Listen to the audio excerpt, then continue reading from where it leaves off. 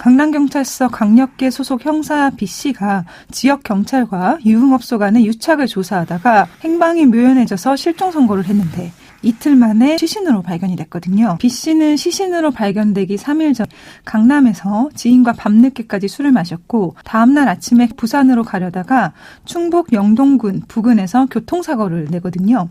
그런데 B씨와 함께 술을 마셨던 사람이 단순히 아는 지인이 아니라 경찰의 정보원이었다고 합니다. 병원으로 후송된 B씨가 병원에서 검사를 받던 도중에 화장실에 간다며 몰래 빠져나온 것이 마지막으로 확인된 행적입니다. 그리고 3일 저수지에서 B씨의 시신이 발견된 겁니다. 경찰은 자살로 추정을 했고요. 왜 자살일 거라고 생각했던 거죠?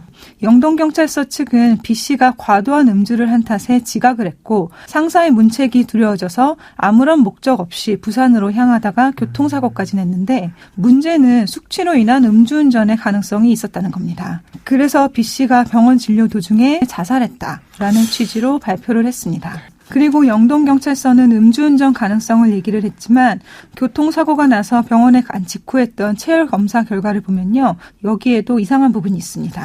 어떤 거죠? B씨가 병원에 후송된 직후에 체열검사를 했거든요. 근데 검사 결과 혈중 알코올 농도가 0.001% 미만이었습니다. 이 정도 수치라면 대사 과정에서 자연적으로 발생하는 알코올이라고 봐도 무방한 수치입니다. 그리고 보통은 경찰에서 부검을 하겠다고 하더라도 유가족들이 반발하는 경우가 많이 그렇죠. 있습니다. 그런데 경찰이 부검을 반대하니까 유가족들 입장에서는 미심쩍을 수밖에 없습니다.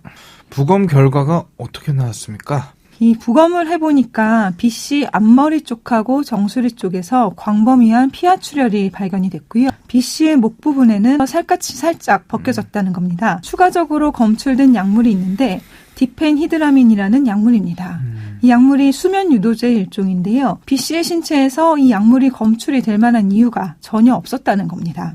그리고 B씨의 폐에서는 플랑크톤도 발견이 됐는데요. 이 플랑크톤도 좀 이상한 점들이 있었습니다. 시신이 발견된 게 저수지였으니까 폐에서 플랑크톤이 발견된 게 그렇게 이상한 보이지는 않는데요? 사람이 물에 빠졌으면은 그 저수지 물이 기도로만 들어가는 게 아니라 식도로도 들어갈 수 있기 때문에요.